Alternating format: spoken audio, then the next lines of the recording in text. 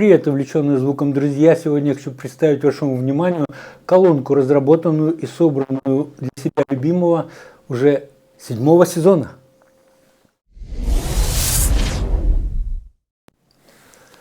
Ну вот мы и встретились, очередная колонка мечты.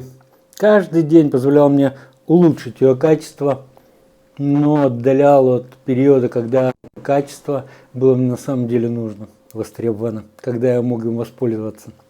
А сейчас это просто академический интерес, уже отголоски профессии, отголоски бурной юности, когда звук имел довольно важное значение. В частности, качество звука. Кстати, звук, вайбы, которые он вызывает, и качество звука – это вообще разные совершенно вещи. Сейчас же я говорю с позиции человека, который страдал обоими направлениями поиска звука, и поэтому, собственно, и конструирую разные колонки, комбинирую и так, и эдак, изменяя излучатели. Вон вы видите, колоночка стоит из 2-го сезона, 1-го сезона, это уже из 7-го сезона. Что-то в них должно быть новое, в отличие от предыдущей, закрывающую какую-то тему. Вообще говоря, это 7-й сезон, реинкарнация 3-го сезона. Там, где я впервые использовал этот набор динамиков. Напомню, это 10-дюймовый монокорд прошлой серии на текстильном подвесе, 10 дюймов. 3-дюймовый среднечастотный купольный динамик Tank Band. И ленточный твиттер Foundtech. Модели я напишу здесь, чтобы вы могли их прочитать сами. Но есть ключевые отличия, то есть я недаром сделал на этом же наборе новый сезон. Первое, это я объединил их в один корпус, потому что в том сезоне, напомню, это был корпус отдельно, резонатор для низкочастотного динамика, и сверху стояла вот эта вот приблуда, которую я двигал, я мог различить позиционирование динамиков относительно друг друга, относительно баффла, с тем, чтобы выбрать оптимальное месторасположение. Единственным выводом из этой всей истории оказалось то, что глубина центра акустического излучения среднего и низкочастотного динамика значения не имеет принципиального, а вот высоко- и среднечастотного имеет. Пришлось мне вот этот рупорок, который имеется на этой модели, напомню, это Neo CD 3.5H Foundtech, ударить, ну, он легкосъемный. И на 3D принтере я разогнал, SolidWorks я разогнал вот этот фланец, на 3D принтере его напечатал, и вот вы видите вот такой вот симбиоз. Этот динамик с таким фланцем уступает рупорному оформлению, потому что рупорное оформление было призвано решить сразу несколько задач. Но мне вот в данной комбинации, и что в 1-м, 2-м, 3-м сезоне, что сейчас этот Foundtech нужен именно вот в таком вот оформлении, меня он больше всего устраивает. И это очень важно. И второе, то, что я там изменил, это кроссовер, то есть я изменил полосы раздела. Это был сложный творческий вопрос. Я наслаждался звуком модели 3-го сезона, все было замечательно, действительно к колонке мечты это было невероятно близко, по воспоминаниям юности, когда это было актуально, опять же. Но чего-то не хватало, и не хватало, в общем, многие знания, многие печали, знаете, такая вот есть пословица. Я вам приведу здесь, наложу сейчас видео от Tank Band, которые они мне прислали, результаты сканирования на сканере Клиппеля, виброметре, как себя ведет диафрагма этого динамика среднечастотного на разных частотах. Так вот, выше 5 кГц ему уже, прямо скажем, тяжело. То есть при всем том, что он идеально выполнен технологически, что все подобрано невероятно здорово, и бель у него замечательная, и масса подвижной системы уменьшена до не могу, при том, что фактура купола сделана специально, вот именно такой, как вы видите здесь, и стоит этот динамик немерено, там что ли $300 штука, то есть не из дешевых как бы. Но вот хлопает крыльями он выше там 2 кГц начинает разбаланс, вы знаете, что это такое, что я имею в виду. Это, скажем так, новый параметр излучателей, динамиков, который я ввел для себя после, по результатам сканера Клиппеля. Потому что до того, как я увидел этот сканер, в принципе-то я его увидел году в 2005, но непосредственно сейчас, находясь в Германии, когда я работал в этой компании, я сумел воспользоваться этим сканером, поизучать этот вопрос и понял, до меня дошло наконец, что те самые параметры, которые не могут быть описаны, как говорят здесь, я слушаю ушами, а не осциллографом, так вот, не ушами, не осциллографом, но то мнение, которое люди высказывают о звучании того или иного излучателя, формируется в частности тем, как диффузор этого динамика, поверхность, которая толкает перед собой воздух, создавая звуковую волну, как эта поверхность работает на разных частотах. И если на 1 кГц она работает как монолитный массив, равномерно двигая в воздухе, создавая равномерную звуковую волну, пусть округлую, неважно, все равно к ушам слушателя с нескольких метров, с 1 даже метра, она придет уже как плоская волна, то вдруг на 5 кГц он начнет делать вот такие движения, как вы видели на экране, то звук этот должен быть, обязан быть другим, различимым на слух, более или менее тонким ценителем, как бы. То есть кому-то из коридора, скажем, человек скажет, да то же самое, никакой разницы нет. А те, кто имеет опыт прослушивания, ценят какие-то нюансы звука, тот наверняка это услышит.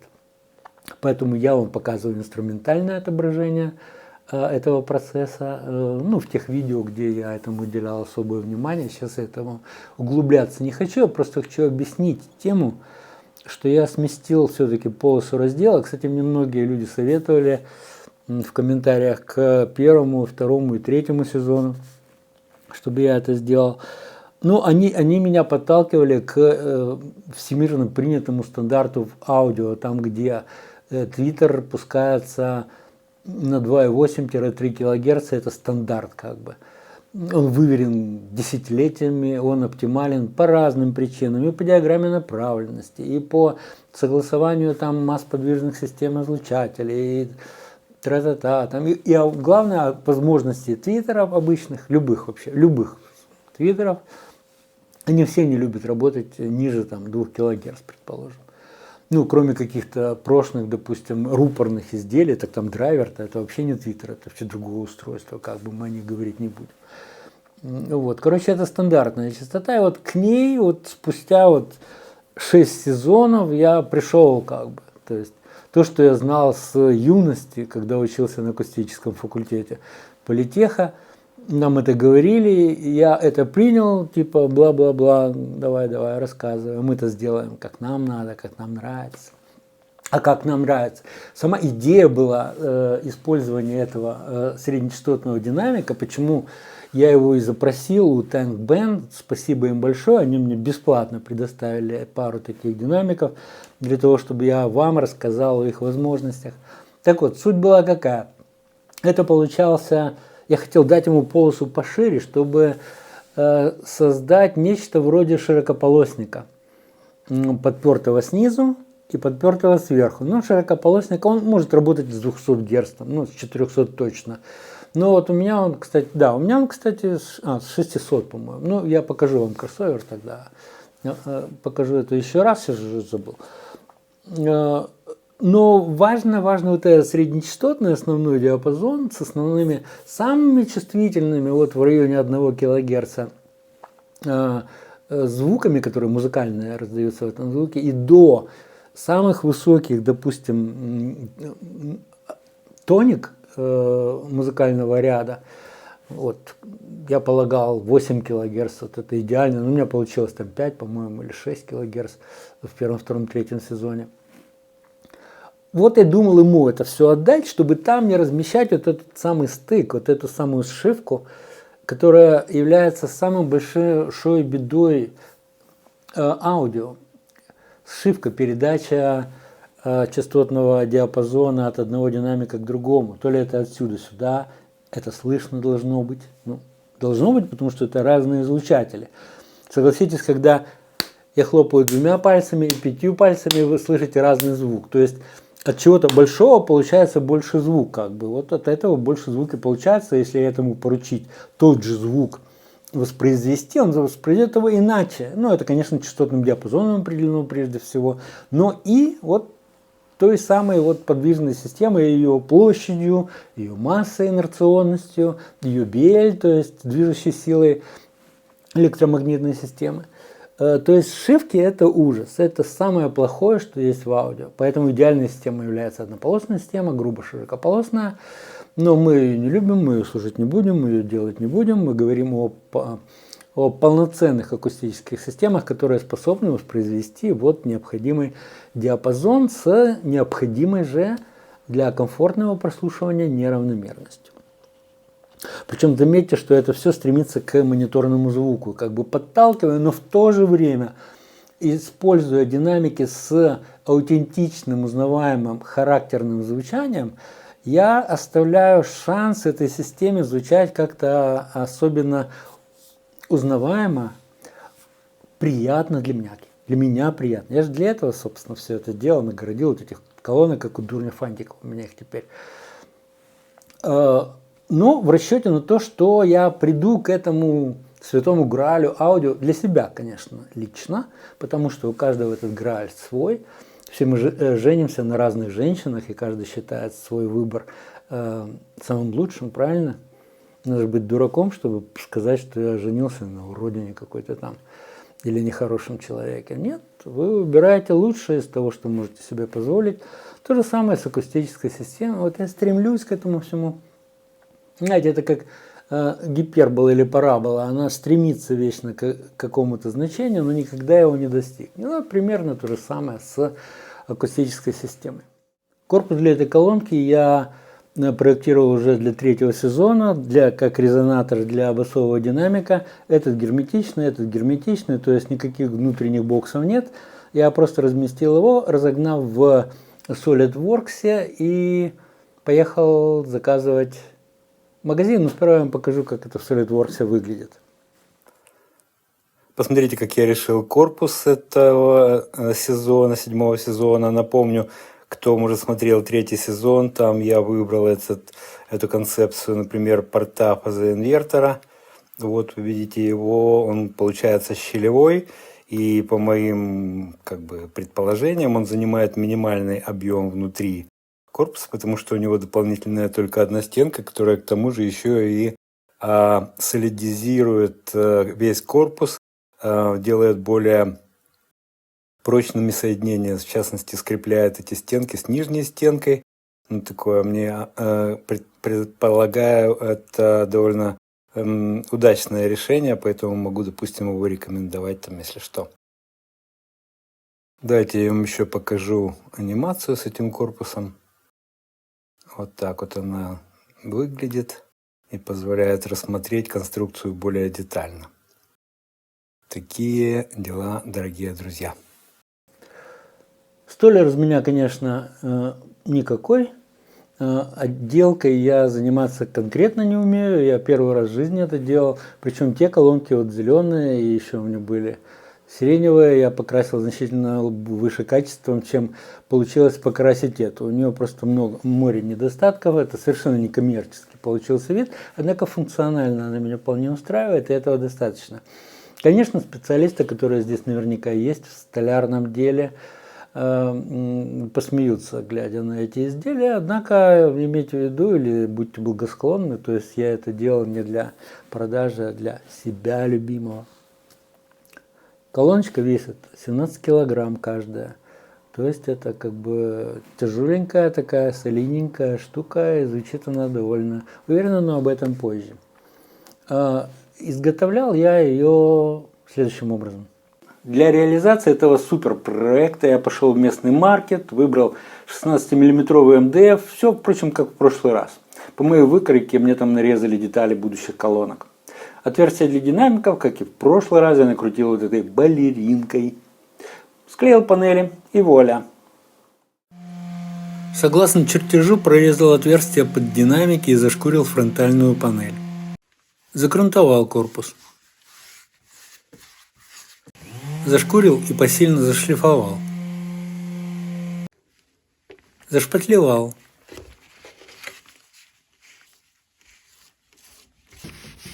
Опять шлифовка.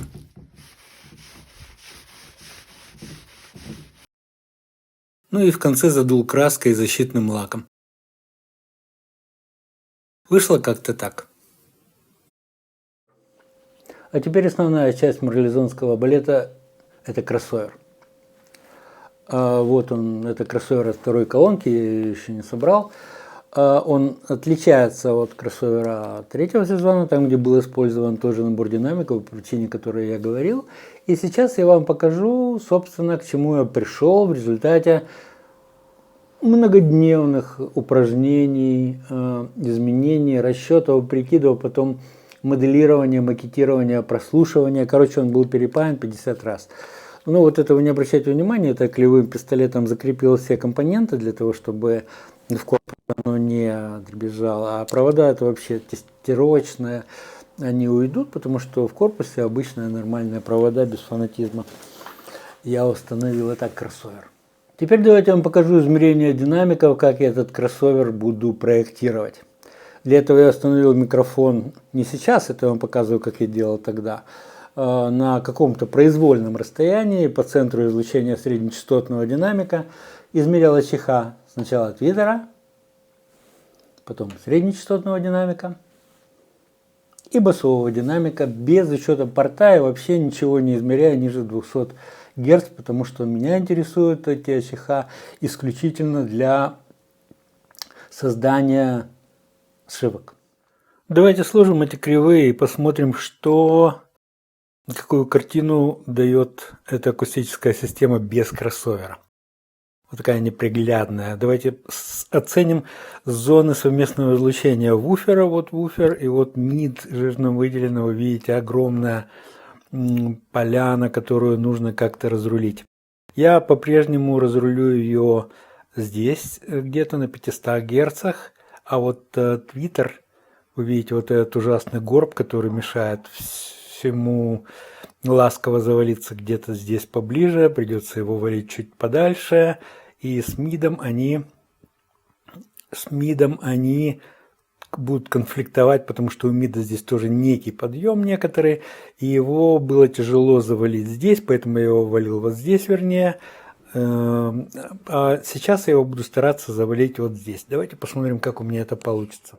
Теперь давайте рассмотрим кроссоверы старые, вот он третьего сезона, и новый седьмого сезона, который я собрал сейчас в данный момент. Отличия рассмотрим. В низкочастотной части я отказался от вот этого резистора, выравнивающего импеданс низкочастотной области. Его влияние оказалось ничтожным. И вот этот дроссель. Его здесь тоже нет. В среднечастотной части я вот этот вот дроссель 560 микрогенри заменил на 1 миллигенри. И избавился от вот этого резистора, который серьезно давал просадку импеданса в районе 1,5 кГц. А в высокочастотной области я всего лишь заменил вот этот конденсатор 2,7 микрофарада на 3 микрофарады и получил удивительно классный результат. Давайте посмотрим, что было. Вот третий сезон. Вот импеданс без просадок, вот АЧХ. Такой вот горб. И обратите внимание на вот эту полку, которой я, собственно, добивался, чем гордился. Делал из него шапе, квази, так сказать. Ну и пришлось жертвовать линейностью вот в этом вот интервале. И потом слишком сильно задран вот этот вот участок. Что получилось у меня с новым кроссовером в новом дизайне? По просадкам получилось, может быть, чуть хуже, чуть ниже 4 Ом, а вот зато по АЧХ я добился то, чего мечтал, хотел, желал как бы. То есть полки практически нет, хотя некоторая есть, в пределах 1 октавы, возможно. Все остальное завалено очень и очень, на мой взгляд, удачно. Низкочастотная область нормально сопрягается со среднечастотной, это с высокочастотной. То есть получилась довольно линейная чеха. Посмотрите, это 5 дБ, вот эта цена клетки как бы. То есть плюс-минус, допустим, 3 грубо дБ, не взирая на вот эти штуки, так 2 дБ получается. То есть мне этот кроссовер кажется довольно привлекательным решением. Обратите внимание, что все это исключительно по месту, исключительно в моем дизайне набор этих динамиков согласуется вот с этим кроссовером наиболее удачно. Такие дела, дорогие друзья. Итак, что получилось? Я сместил частоту раздела на высокочастотного и среднечастотного динамика, освободил немного низкочастотный динамик. Нелинейность при этом, суммарная нелинейность, может быть, даже пострадала несколько. Однако сердцу стало спокойнее, душе стало веселее, потому что я избавился от багов, которые мог принести Tank Band, столь горячо мною любимый, в верхнем регистре своего выделенного ему частотного диапазона. То есть теперь он весьма ограничен, имеет чеха в виде уже горба, а не полки, которые я добивался в первом, втором, третьем сезонах. То есть совершенно другой компот получился. Вот те же самые излучатели, а играет совершенно по-другому. Я не знаю, как это сказать, ярче нет, забористее, глубже. Еще когда, я не знаю, вот какого цвета эти джинсы, можете сказать? Синего? Нет. Ну, то есть все, что имеет творческую оценку, может быть только прочувствовано. Поэтому то, что я вам сейчас дам послушать, записав опять же микрофонами, здесь вот я немножко делаю все иначе, у меня есть способы для заглушения этой части комнаты, но влияние комнаты все равно будет огромным. Но я так все время здесь пишу, все тесты так здесь пишу, просто чтобы вы, не знаю, какой-то вайб услышали от этого всего.